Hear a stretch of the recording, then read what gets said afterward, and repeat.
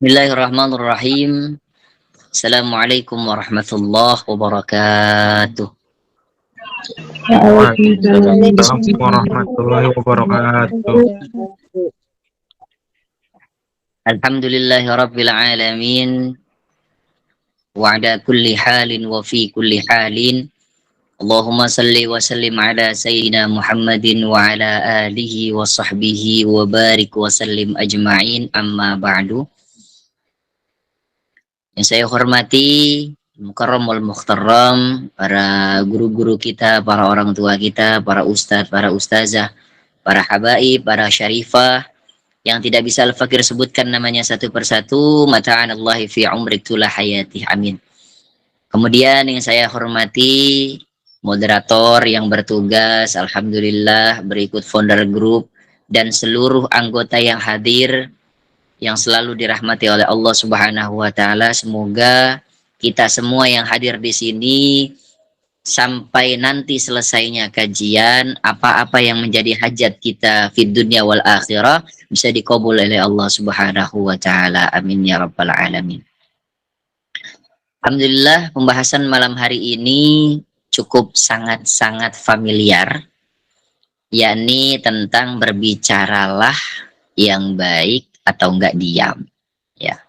Ya bahasanya seperti itulah. Kalau anak muda sekarang ini banyak sekali yang menyepelekan hal tersebut. Sebab apa? Ya. Kata Nabi, Nabi ini bilang dari sahabat Abbas radhiyallahu, ya. Barang siapa yang memang mengimani, iman kepada Allah, iman kepada Rasulullah, wa man kana yu'minu billahi wa rasulih, ya, fal takul khairan au liyasmut. Ini ada di hadis Arba'in Nawawi yang ke-15. Jadi kalau ada hamba Allah, ada anak muda, ada generasi kita nih, generasi milenial kita, orang kok nggak bisa jaga omongan, orang kok nggak bisa jaga lisannya dia, gitu kan? Berarti apa? Berarti dia tidak termasuk golongan orang-orang yang beriman kepada Allah dan beriman kepada Rasulullah. Karena dalam konteks beriman di sini, ya, orang kalau udah beriman, laisa fil lisan faqat. Jadi bukan cuma di mulut saja. Walakin, ya, yang namanya iman ini fil af'al, ya, dengan berbuatan juga. Fil qalbi, ya, di dalam hati juga harus mempercayai. Sebab apa? Yang namanya iman konteksnya ini kita berani mengucap dan kemudian kita berani melaksanakan. Orang yang memang imannya terus ditata, tiap hari dia tingkatin iman, tiap hari dia berusaha menjadi hamba yang baik dan diakui sama Allah Subhanahu wa Ta'ala. Ini nggak akan dia ngurusin orang lain, bahasa kita mah, ya. Ngurusin orang lain tuh kayak kagak sempet dah. Yang bakalan ngurusin diri sendiri. Sebab apa? Yang dilihat bagaimana dia, bagaimana kurangnya dia, bagaimana ibadahnya dia, dan bagaimana kedekatan dia kepada Allah. Seberapa persen dia butuh kepada Allah. Jadi kalau orang masih ngomongin tetangga, masih ngomongin sahabat, masih ngomongin teman, apalagi tuh ngegibahin, ngomongnya jelek-jelek, udah daripada ngobrol begitu, gibah begitu, diem dah. Soalnya Nabi juga nyuruh, diemnya kita ini termasuk ibadah. Ini ibadah akhir zaman. Kok bisa, Kak? Kalau seandainya diem itu jadi ibadah, ya bisa. Sebab apa? Contoh, kita punya masalah sama teman, ya. Kita punya utang banyak, atau mungkin kita punya masalah di kampus, atau kita punya masalah di majelis, atau sama orang tua, misalkan gitu ya. Tapi kita diem, ya. Terus ditanya sama teman, bro, lu ngapa diem? Gue lagi bersyukur. Bersyukur kenapa? Menikmati takdir. Loh, kok bisa? Ya gue kagak ngamuk aja udah alhamdulillah. Lagi banyak masalah nih, ya kan? Jadi lagi banyak masalah, diemnya aja, bersyukur karena takdir. Ini termasuknya ibadah. Enaknya jadi umat Islam akhir zaman ini gampang sekali kita meliputi tempat-tempat atau memang momen-momen suasana ibadah. Diemnya kita juga termasuknya ibadah. Karena apa? Kita nerima takdir. Khairihi wa syarrihi minallah. Dari baiknya ataupun buruknya itu dari Allah. Makanya ada orang Ibnu Arabi itu bilang kayak gini. Ya. Ini adalah salah satu yang memang memotivasi orang-orang yang banyak bicara. Boleh sekali banyak bicara, tapi harus tahu tempat dan posisinya. Ketika di luar porsinya, diam lebih baik daripada bicara. Sebab apa? Salamatul insan fil hifdil lisan. Kita nih manusia, kita punya teman, kita punya keluarga, kita punya tetangga. Kalau seandainya lisan kita nih kagak bisa kita jaga, ya Masya Allah ya. Ini susah sekali kita untuk selamat dunia dan akhirat. Ada sekali banyak daripada kita yang bercanda yang berlebihan, menurut kita biasa-biasa aja, tapi menurut teman karena dia baper akhirnya dia sakit hati karena kita nggak bisa jaga lisan juga gitu kan. Jadi harus kita berpikir bagaimana menjadi pemuda yang aktif, tapi aktif dalam positif. Boleh kita banyak bicara, tapi bicara pada momen-momen dan suasana tertentu. Kalau kita bicaranya tentang agama mulu, takut dibilang apa soal sama teman kak, takut ini, takut ini, takut ini, nggak masalah, ya. Faliyakul khairon, berbicaralah yang baik. Kalau memang nggak ada pembicaraan yang baik, auliyasmut, maka berdiamlah. Jadi sebenarnya menjaga lisan ini Allah nyuruh, Rasulullah juga nyuruh. Ya, surat Al-Isra ayat 36. Innas sama wal basor, ya, sesungguhnya pendengaran ataupun penglihatan, wal fuada, ya, bahkan hati. Kalau memang yang disebut sama Allah innas sama wal basor, ini penglihatan sama pendengaran.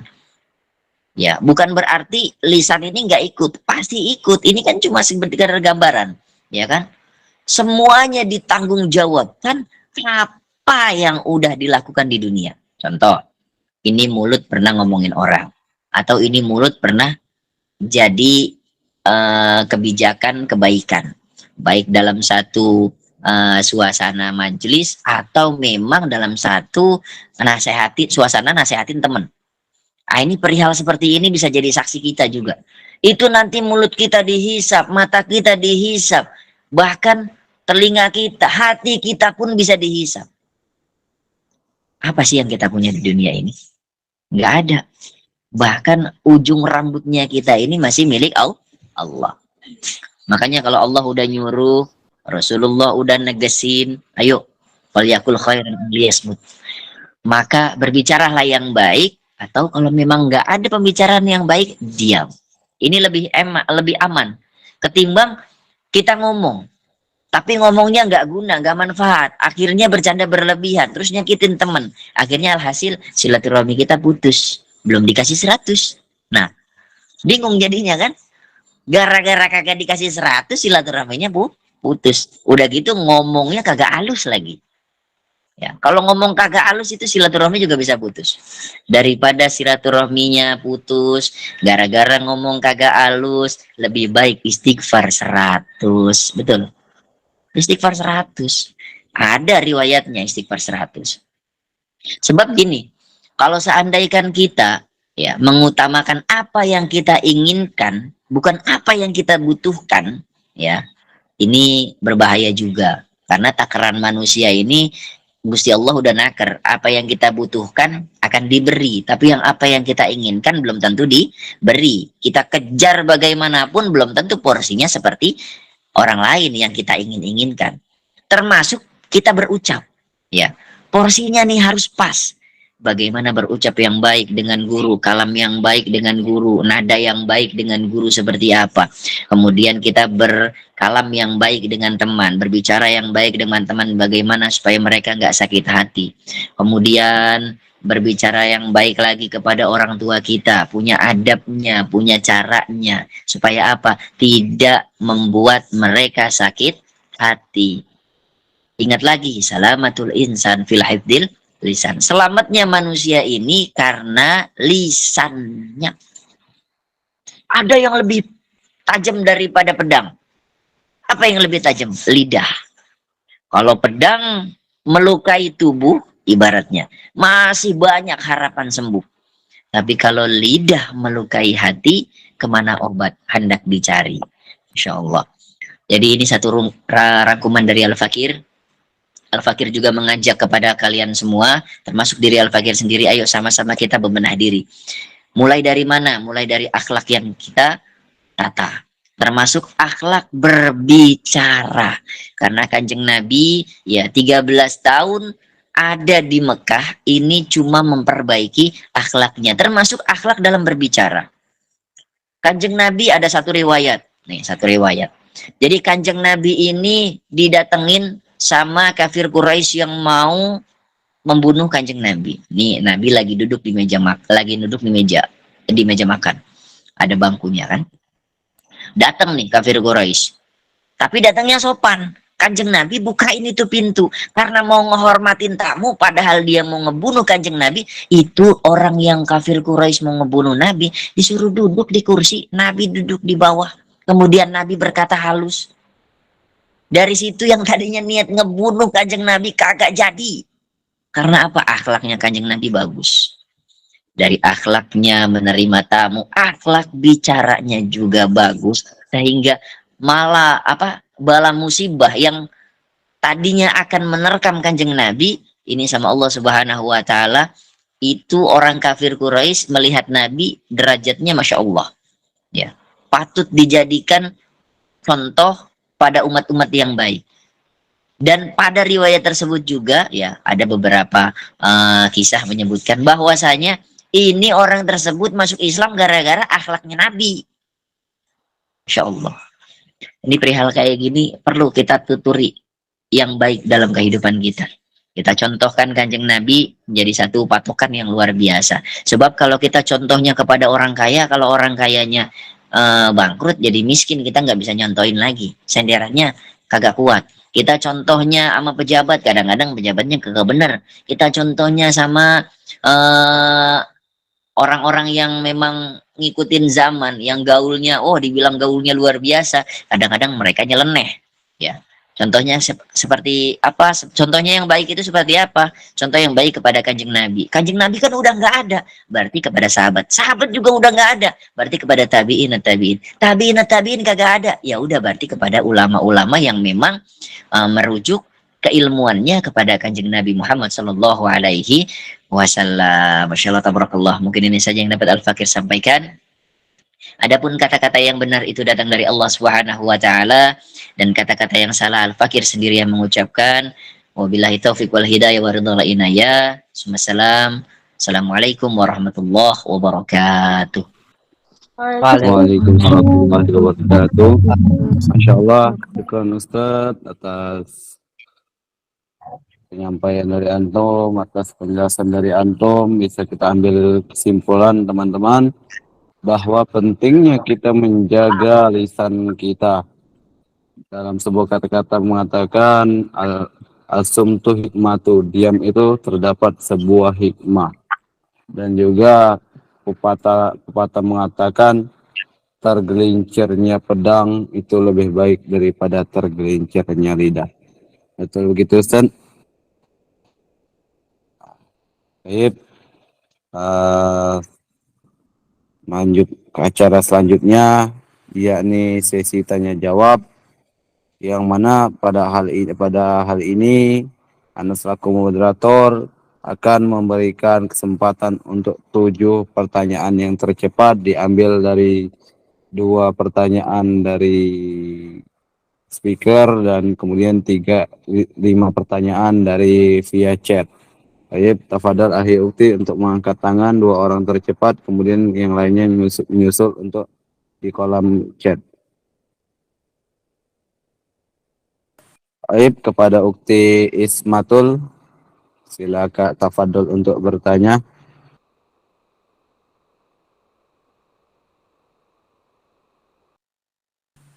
Ukti Ismatul, tafadhol untuk bertanya.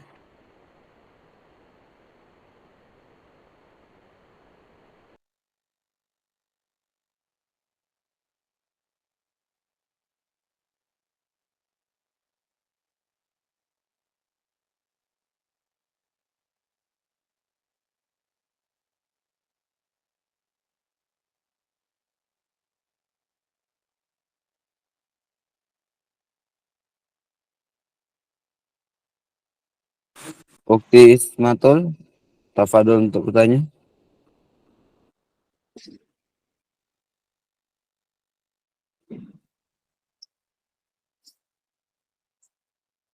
Tafadhol Ustaz, ini ada pertanyaan dari Grafika. Mohon maaf izin bertanya, kalau ada yang jahat selalu ngatain kita, yang harus kita lakukan apa? Lebih baik diam atau bagaimana? Tafadhol untuk Ustazi untuk menjawab pertanyaan dari Ukti Grafika. Ya, Waalaikumsalam warahmatullahi wabarakatuh. Pertanyaan pertama dari Gresika. Ya, ada teman kita ini isengnya luar biasa. Bahkan mungkin di mata kita teman kita itu kayak rese abis, ya kan? Yang ngata-ngatain kita lah. Kemudian ya kita dizulimin, mungkin kita dipalakin juga, mungkin ini ya. Atau dengan kata lain kita dihina abis-abisan, kita difitnah sana sini. Ya. Ini ada rekomendasi daripada akhlak Rasulullah Shallallahu Alaihi Wasallam. Ada 3 akhlak Rasulullah yang perlu dicontoh. Ya, ini buat yang lain rekomendasi juga bagus. Yang pertama ada akhlakul hasanahnya Rasulullah. Bagaimana akhlakul hasanahnya Rasulullah? Ini kalau dikata-katain, kalau dizolimin, kalau lagi ditindas, lagi ibaratnya kita nggak tahu kita punya salah apa, tapi tiba-tiba kok mereka rese. Dan resenya tuh berlebihan gitu kan. Ini akhlaknya Rasulullah yang pertama, diam.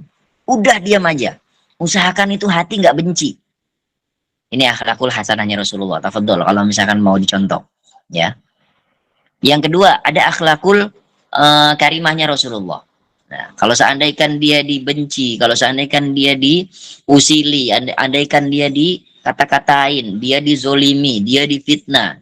Akhlak yang kedua ini, akhlakul karimahnya Rasulullah adalah diam, kemudian angkatlah kedua tangan dan doakan yang baik-baik kepada orang tersebut. Contoh, ya Allah, berikanlah hidayah kepada orang itu, sehingga orang itu bisa menyadari kesalahan dia karena telah menyakiti saya, dan jangan jadikan saya sebagai sumber dosanya dia, karena dia sering ngatain kita, karena dia zolimin kita, karena dia ngefitnah kita, gitu kan ya. Jangan jadikan saya jadi sumber dosa dia, ya Allah. Berikanlah dia hidayah inayahmu dan lain sebagainya. Doakan yang baik-baik. Itu akhlak kedua. Ya, kemudian akhlak ketiga, ada akhlakul azimahnya Rasulullah. Ya, ini akhlak paling tinggi. Ketika kita dikata-katain, dizolimin, difitnah bahkan, ya, ini Rasulullah nggak pernah balas. Kemudian Rasulullah mendoakan yang baik-baik. Dan kemudian Rasulullah Shallallahu Alaihi Wasallam kalau memang orang tersebut butuh bantuan, ini dibantu sama Rasulullah. Jadi mau pilih yang mana terserah. Mau diem aja ya boleh. Berarti akhlakul hasanahnya Rasulullah. Dapat sunnahnya Rasul. Ada akhlakul karimahnya Rasulullah. Kemudian mendoakan. Diamnya udah, kemudian mendoakan. Jangan ada benci. Gitu kan. Yang dibenci sifatnya, orangnya jangan. Gitu kan. Yang dibenerin sifatnya. Orangnya jangan dijauhin. Nah, kalau mau pakai yang kedua boleh. Kalau lagi dibenci kemudian kita doakan yang baik-baik ya tafadhol. Kemudian pakai yang ketiga juga boleh. Misalkan kita dibenci sama dia. Kemudian kita diam, kita doakan, kalau dia punya butuh bantuan kita bantu. Ya. Kalau saya balas aja gimana? Ya sama aja itu kayak transaksi yang apa ya? Balance gitu ya. Kalau transaksi yang balance di dunia tuh begitu. Orang jahat kita jahatin. Nah, itu transaksinya balance. Dunianya udah kita balas, akhirat kita nggak dapet. Gitu. Lagi yang membedakan anak kajian, yang membedakan santri, yang membedakan orang yang udah pernah ngaji dengan orang yang nggak pernah ngaji, maaf nih ya.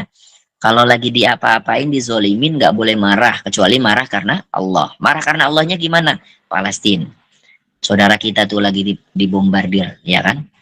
Sama Israel. Kita marah, kita doa yang buruk-buruk, ya, kepada Israel. Boleh nggak? Fadol, itu boleh, itu marah karena Allah. Tapi kalau karena nafsu kita, karena diri kita, ini nggak boleh.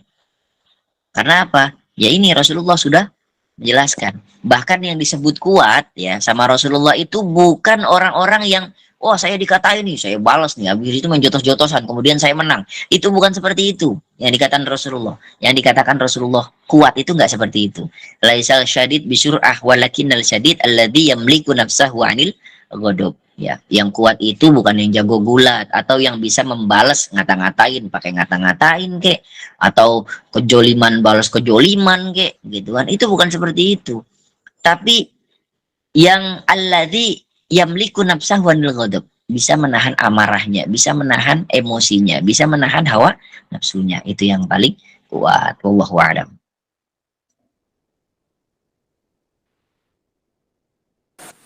Masya Allah, syukran Ustazi atas pertanyaannya. Dan untuk selanjutnya kita beralih kepada Bang Restu untuk melanjutkan sesi tanya jawab ini. Kepada Bang Restu, tafadhol Bang Restu.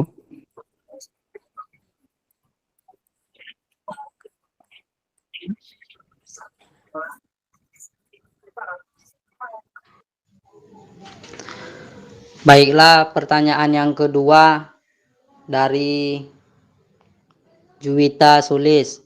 Assalamualaikum Ustadz, Ana Juwita Sulis ingin bertanya, apa sih dampak atau hikmah dalam menjaga lisan kepada seseorang? Mohon dijawab Ustadz.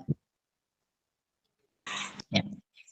Pertanyaan kedua, Juwita Sulis, ya, dampak atau hikmah. Jadi gini, ada perbuatan yang menjadi sebab akibat, termasuknya menjaga lisan. Menjaga lisan ini punya dampak dan punya hikmah. Dampaknya kalau kita bisa menjaga lisan, kita selamat dunia dan akhirat. Karena kalau mau diampunin sama Allah, hablum minan nasnya itu harus benar dulu. Urusan kita sama manusia yang lain juga harus benar dulu. Kalau kita masih dibenci sama manusia karena kita pernah menzolimi manusia, kita belum minta maaf, kita masih menyakiti mereka. Ini ibadah kita sama Gusti Allah ini belum tentu diterima. Sebab apa? Masih ada urusan sama manusia. Kalau kita dosanya langsung ke Allah, ini masih bisa kita bertobat langsung diampuni. Tapi kalau misalkan ke manusia, kita minta maaf dulu. Gitu. Jadi dampaknya memang dunia akhirat. Dan hikmah yang bisa diambil ini, orang yang berhasil mengamalkan, menjaga lisan tersebut, ya, apa kata Nabi? Ya, ini bisa termasuk golongan orang-orang yang imannya sempurna. Karena pemangkana yu'minu billahi wa rasuli, orang yang beriman kepada Allah dan Rasulnya, iman di sini iman yang sempurna ya. Fal yakul khairan auliyas, maka berkatalah yang baik. Jadi berkata baik itu gini loh maksudnya. Saya berkata baik, saya bersikap baik, saya berperilaku baik, saya bertutur kata baik, jaga lisan saya karena Allah yang nyuruh. Karena Rasulullah yang nyuruh. Andai kan bukan Allah dan Rasulullah yang nyuruh, saya nggak akan mau. Udah gitu aja titik. Ya. Jadi dampaknya ada, hikmahnya juga ada. Wallahu a'lam.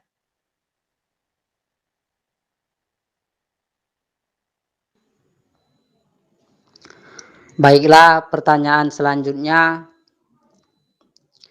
dari Rizka Melia. Assalamualaikum warahmatullahi wabarakatuh. Izin bertanya Ustadz, bagaimana cara kita menghadapi seseorang yang berbicara suka ceplas-ceplos sampai menyakiti hati ini? Pada Ustadz dipersilakan. Ya. Waalaikumsalam warahmatullahi. Ini sebenarnya pertanyaannya sama, maksudnya sama gitu, tujuannya sama dan jawabannya juga nggak jauh berbeda. Bagaimana cara kita menghadapi atau menanggapi orang-orang yang ceplos-ceplos, suka nyinyir, suka nyakitin hati, ngomongnya asal-asalan, tapi kok bener gitu kan? Apa yang diomongin kok ada benernya juga gitu kan? Kita ini sebagai lawan bicaranya menanggapinya gimana? Yang pertama, apapun yang buruk keluar dari teman kita itu ya, jangan kita masukkan ke dalam hati. Kalau memang perkataannya buruk. Tapi kalau memang perkataannya ada yang baiknya, kok ada nasihatnya walaupun bahasanya kasar, misalkan gitu. Kan ada tuh orang yang ceplos-ceplos tapi nasehatin. Bahasanya kasar tapi maksud dan tujuannya tuh ngajak bener gitu loh. Tapi bahasanya tuh nggak ketat. Gitu kan? Sampai segala macam, maaf ya, kayak perkataan kotornya, kayak perkataan kurang sopannya itu keluar semua. Tapi maksudnya baik gitu. Nah itu ambil maksudnya saja, jangan ditiru bagaimana cara penyampaiannya, gitu ya. Jadilah manusia yang fleksibel. Fleksibel dalam artian gini, kalau kita punya teman yang ceplos-ceplos ya, tapi ngomongnya lagi nggak bener, ya syukur-syukur kita bisa nasehatin. Tapi kalau ceplos-ceplosnya karena nasehatin kita yang salah, ambil kebaikannya, jangan ditiru caranya, tapi ambil kebaikannya, ambil cara dia menasehati, ambil isi nasihatnya bukan cara dia menasehati. Wallahu a'lam.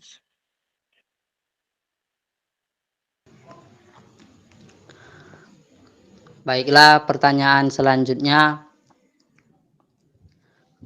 Assalamualaikum warahmatullahi wabarakatuh. Afwan, izin bertanya. Waalaikumsalam warahmatullahi wabarakatuh. Waalaikumsalam. Jika Afwan. kita kecewa sama teman, misal satu kajian, Jangan dulu buka mic, kita fokus untuk sering kajian. besar, tapi perlahan dia menjauh, gimana itu Gus? Waalaikumsalam warahmatullah. Kecewa sama temen satu kajian. Dulu sering deket, terus lama-lama ngejauh. Ini berarti dia masih mau didikte sama manusia. Mau sampai kapan kita mau didikte sama manusia? Maksudnya gimana, Kak? Nah, gini. Kita berbuat baik harus dapat kebaikan. Kita dekat sama dia harus deket terus. Gitu kan? Tanpa adanya kejauhan atau memang kesalahpahaman atau memang kekecewaan. Misalkan kita mencintai orangnya, kita harus dibalas cintanya. Lah kan kita minta didikte. Kayaknya tuh gini, pengen bahagia itu susah banget gitu. Harus ada syarat ketentuannya. Ya, pengen bahagia punya temen ya kalau bisa mah jangan sering-sering kecewa lah. Harus deket terus, harus chat terus. Lah kan syaratnya banyak. Ya, jangan sering kecewa, harus chat terus, harus deket terus, syukur-syukur bisa selfie bareng, syukur-syukur bisa teleponan. Lah 5 syaratnya. Lah masa mau bahagia harus punya 5 syarat? Jangan sekali-kali minta didikte sama manusia. Minta didiktenya sama Gusti Allah. Orang kecewa sama kita, coba kita bicara baik-baik. Gimana caranya supaya silaturahmi tidak putus. Yang penting jangan pinjem 100. Kita ngomong baik-baik sama dia. Gitu loh. Dulu deket kok, sekarang jauh. Ada kesalahpahaman di antara kalian. Tapi ingat, jangan minta didikte sama manusia. Kesalahpahamannya itu adalah sebuah masalah yang memang kalianlah yang bisa memecahkan. Gitu kan. Orang lain nggak bisa. Gitu. Setelah udah tahu masalahnya kok masih jauh, ya udah biarin saja. Yang penting udah sama-sama minta maaf, udah sama-sama memberikan maaf. Adapun misalkan yang satu si Fulan udah minta maaf, tapi yang Fulan ini nggak mau memaafkan, ya sudah itu urusan dia sama Gusti Allah. Yang penting kita sudah minta maaf. Masalah kita diberikan maaf atau tidaknya itu urusan dia sama Gusti Allah. Sebab kita manusia kalau bisa capernya sama Gusti Allah, minta didiktenya sama Gusti Allah. Gitu. Wong bahagia itu punya temen di majelis taklim, ngumpul di Google Meet begini, ngedengerin itu juga udah bahagia kok. Kenapa harus mikirin, oh saya dulu dekat sama dia sekarang kagak deket lah. Kenapa harus bikin kayak gitu? Jadi kayaknya sulit untuk bahagia gitu loh. Jadi intisarinya jangan minta didikte sama manusia. Wallahu a'lam. Baiklah. Jadi kita lanjut ke pertanyaan selanjutnya, yakni kepada Ahi Abid Ihsan. Tafadhol untuk bertanya, Ahi.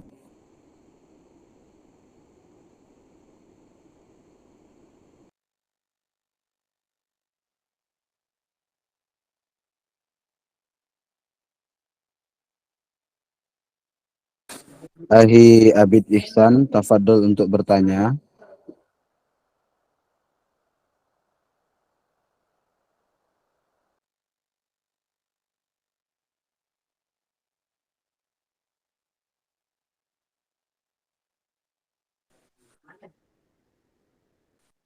Baik, mungkin ada kendala, jadi kita lanjut ke yang mengangkat tangan selanjutnya, yakni kepada Ukti Nazwa Alia Sabrina. Tafadhol Ukti untuk bertanya.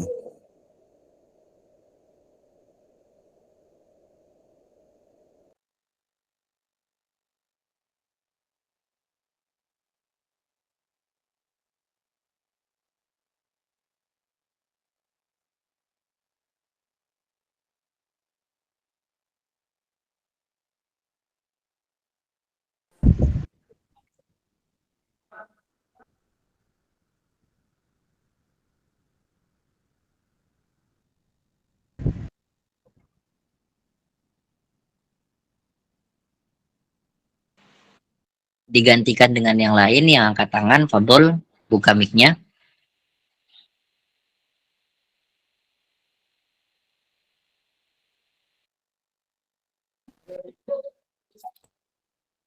Bukti khair aja untuk bertanya.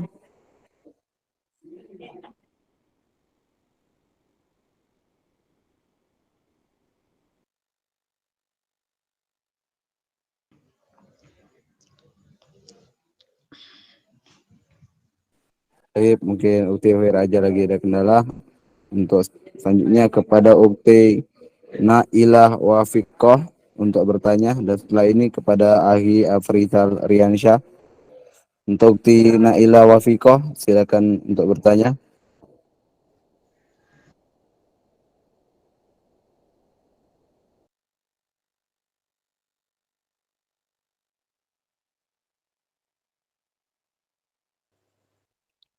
Assalamualaikum Pak Ustadz. Waalaikumsalam warahmatullahi wabarakatuh. Izin bertanya, apa yang sebaiknya dilakukan ketika tidak dapat berkata yang baik? Bagaimana itu Pak Ustadz? Ya, kalau tidak bisa berkata yang baik, maka diamlah. Maksudnya diam itu gini. Nih contoh ya. Afrizal ini lagi ngumpul sama teman-teman. Tapi teman-temannya 99% toksik. Mau toksik kan ya. Kata-katanya kasar. Udah gitu nggak enak didengar. Udah gitu kata-katanya tuh ngebuat di kuping itu kayak, aduh canggung banget ya. Nggak biasa saya dengar kata-kata kayak gini gitu kan.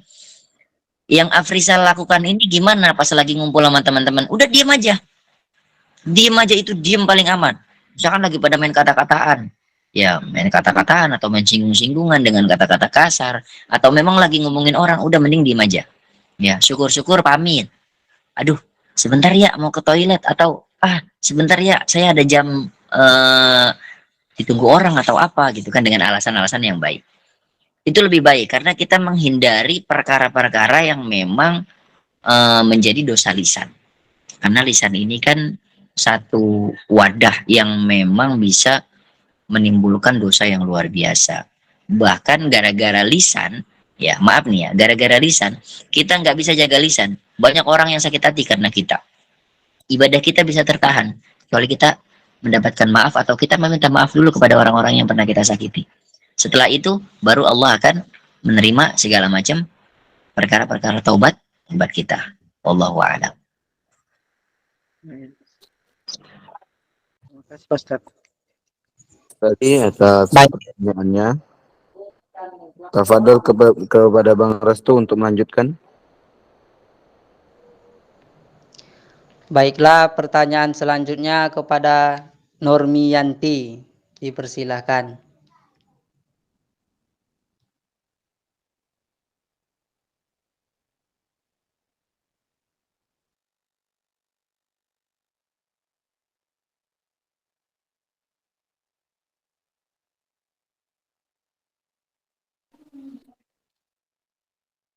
Bang, kalau belum ada yang bertanya, lanjut ke yang lain yang enggak tangan.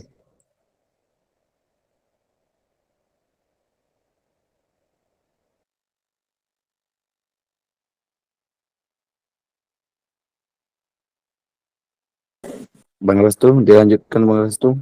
Yang lain.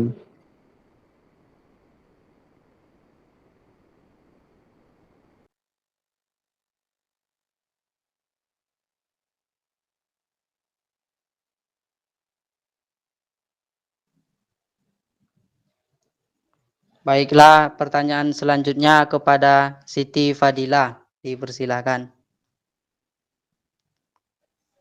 Baik, terima kasih moderator.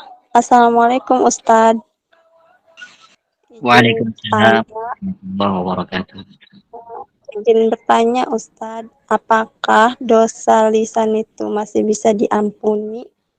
Terima kasih. Ya, alhamdulillah. Dosa lisan bisa nggak diampuni? Bisa. Apakah dengan istighfar saja? Tidak cukup. Dosa lisan diampuni kalau memang orang yang tersinggung daripada lisan kita ini mau memaafkan kita. Ya, itu yang pertama. Yang kedua, adapun mereka nggak mau memberikan maaf nih, misalkan mereka nggak mau memberikan maaf, tapi kita sudah setulus hati minta maaf. Berarti urusan dia sama Gusti Allah, dan urusan kita sama dia udah selesai. Tinggal perbaiki hubungan kita sama Gusti Allah. Karena kan hubungan itu ada dua, ada bainan nas, ada bainallah. Ketika kita berhubungan dengan manusia, ya berarti perkara-perkara tersebut harus kita jaga. Seperti lisan harus dijaga, akhlaknya ya harus dijaga, kemudian sikapnya juga harus dijaga. Kemudian kalau misalkan kepada Allah gimana ya, sama. Dari mulai hatinya ditata, imannya ditata, takwanya ditingkatin lagi, gitu kan.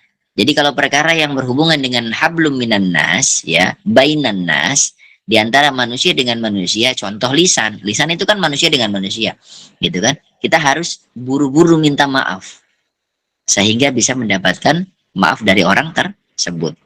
Andaikan tidak mendapatkan maaf, yang penting Allah sudah tahu nih kita sudah minta maaf. Urusan dia yang belum memaafkan kita dengan Allah Subhanahu wa Ta'ala. Wallahu a'lam.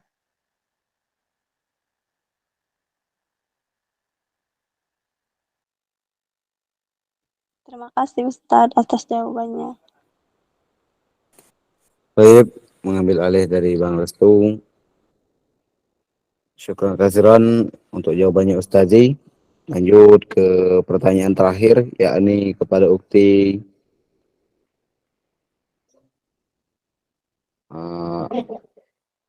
Banat Ahwal. Tafadhol untuk bertanya.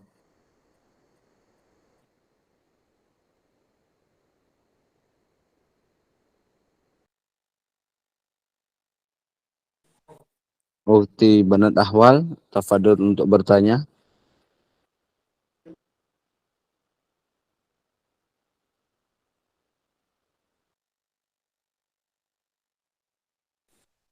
Baik, mungkin ada kendala. Jadi kita lanjut ke pertanyaan yakni dari Ukti Risma. Tafadhol untuk bertanya Ukti Risma. Assalamualaikum warahmatullahi wabarakatuh. Waalaikumsalam warahmatullahi Waalaikumsalam warahmatullahi wabarakatuh. Mohon bertanya, Ustadz, bagaimana cara kita untuk membiasakan perilaku menjaga lisan dalam kehidupan sehari-hari yang lingkungannya itu kurang baik? Terima kasih. Assalamualaikum. Boleh diulang? Afwan, boleh diulang? Bagaimana cara kita membiasakan perilaku menjaga lisan dalam kehidupan sehari-hari yang lingkungannya kurang baik?